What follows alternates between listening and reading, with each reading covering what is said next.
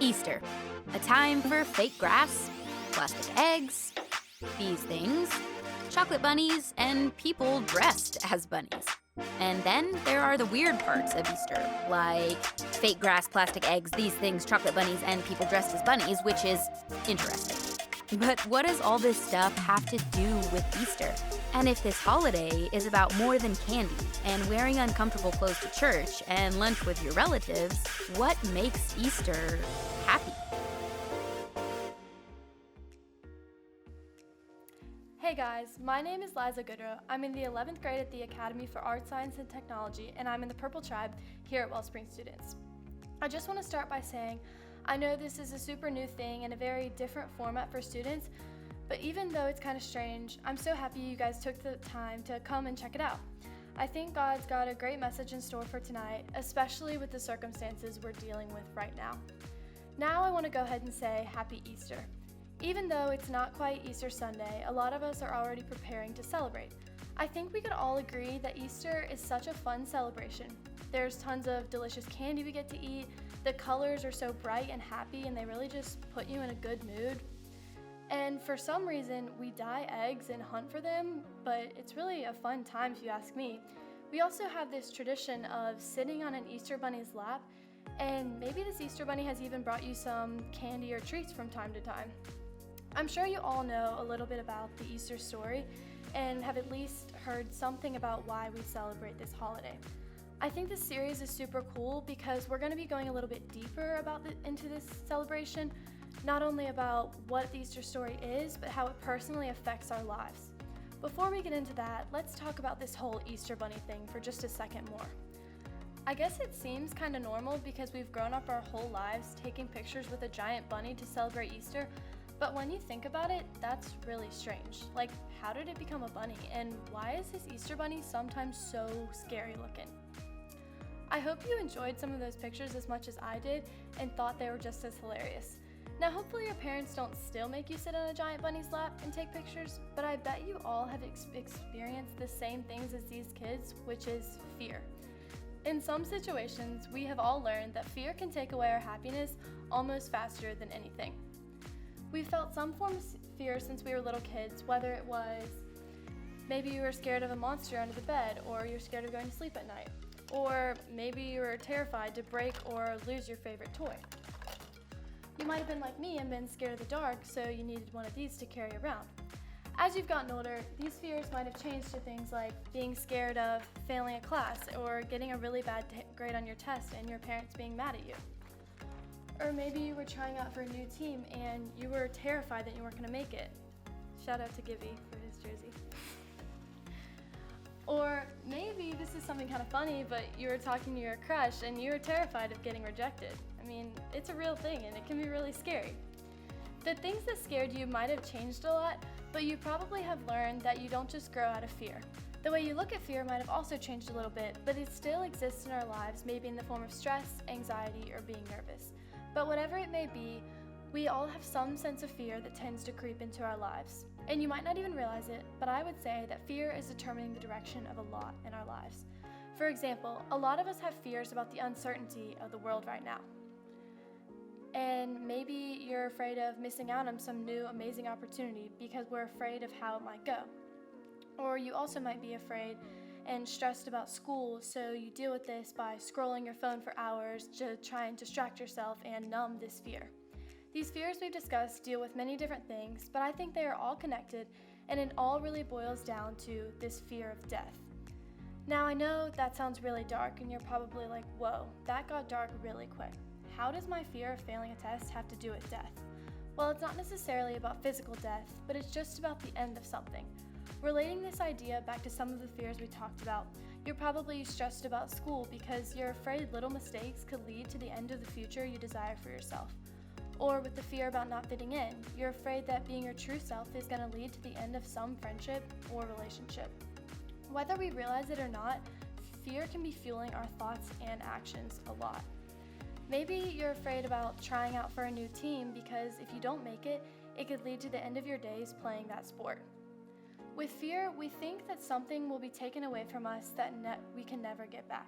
And this really isn't happy at all. It's It's actually really sad to think we'll lose something we care about forever.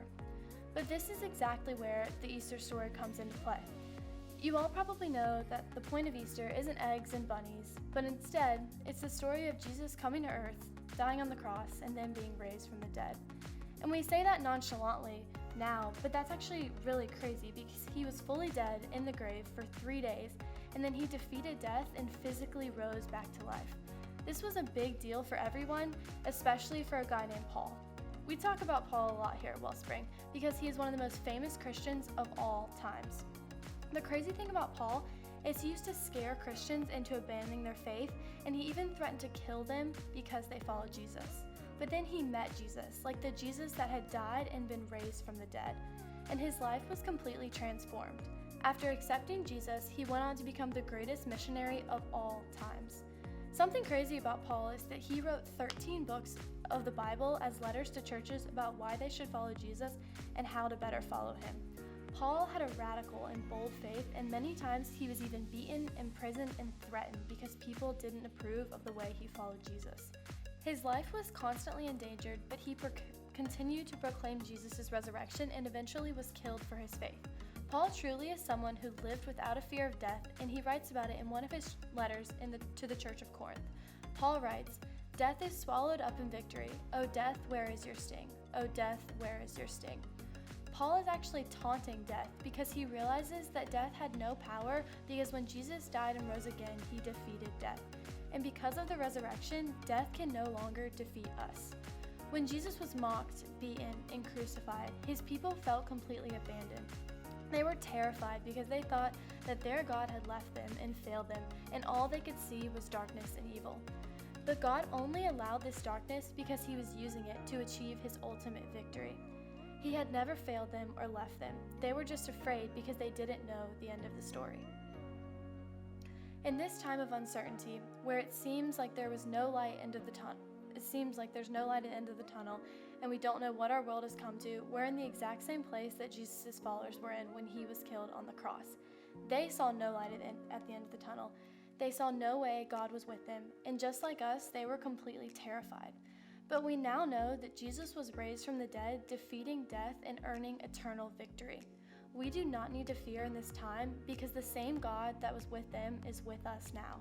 Our God is fully in control right now and always, and it may be hard to see it, but he is working all things for good. We don't have to be afraid because Easter means fear isn't final. If Jesus can conquer death, the ultimate end, he also can conquer anything you are afraid of. Fear tries to lie to you and take hold of you in your life, telling you that you don't fit in, you don't have a purpose, or you're just not good enough.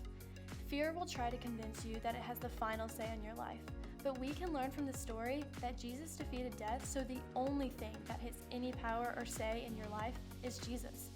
You may be thinking, you can't just tell me that because Jesus rose again, I don't have to be afraid of anything, even death. I'm still anxious, depressed, or terrified of what's ahead in life. And I totally understand what you're thinking because some things are truly scary, and Jesus being raised from the dead doesn't mean we will never face challenges or struggles in our lives. But you are so much more equipped to handle these things than you might even realize. Paul puts it in this way. He says that the Spirit of God who raised Jesus from the dead lives in you. The same power and the same God that raised Jesus from the dead is walking with you in every situation, every decision, and even every fear. Paul knew this, and that's why he experienced the freedom of living without fear. We can live like Paul too, knowing that fear isn't final because the God who raised the dead lives in us and is never going to abandon us. Now I want you to practically think about how fear has been controlling your life or holding you back. Maybe you've been afraid to dream big about your future.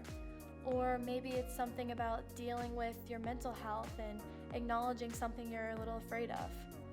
Or it could be you're scared to do something you know you should do, no matter how it might affect your reputation. Or it could be a fear of actually exploring faith in Jesus because up to this point you've been afraid of how it might change your life. Now I want to ask this question. What steps should you take to prove that fear doesn't have power over your life? Talking to one of your tribe leaders might be a good step you need to take, or maybe it's seeing a doctor and starting a conversation. Or something that can be hard is picking a new friend group that's better for you. or even asking some honest questions about Christianity. These things might be really tough, but Jesus will walk through them with you, and on top of that, so will your friends here and your tribe leaders. We can take steps like these because of Easter. Fear no longer gets to determine the direction of our lives. I don't know what the step you need to take is, and it might be something I mentioned, or it might be something completely different. What I do know is that you have the strength and the power to take it, because the same power that raised Jesus from the dead is living in you. And this is why Easter is such a happy holiday, because we no longer have to live as slaves to fear. The world lives in fear a lot of the time, especially right now with all the uncertainty of everything going on. I want to end on one thing we sing, and my tribe leader Stacy says to us a lot. And this is that we don't have to live in fear because I know how this story ends. We know the end of the story, and the same God who defeated death is working all things for the good in your life, and we don't have to be afraid because we know we're going to see a victory.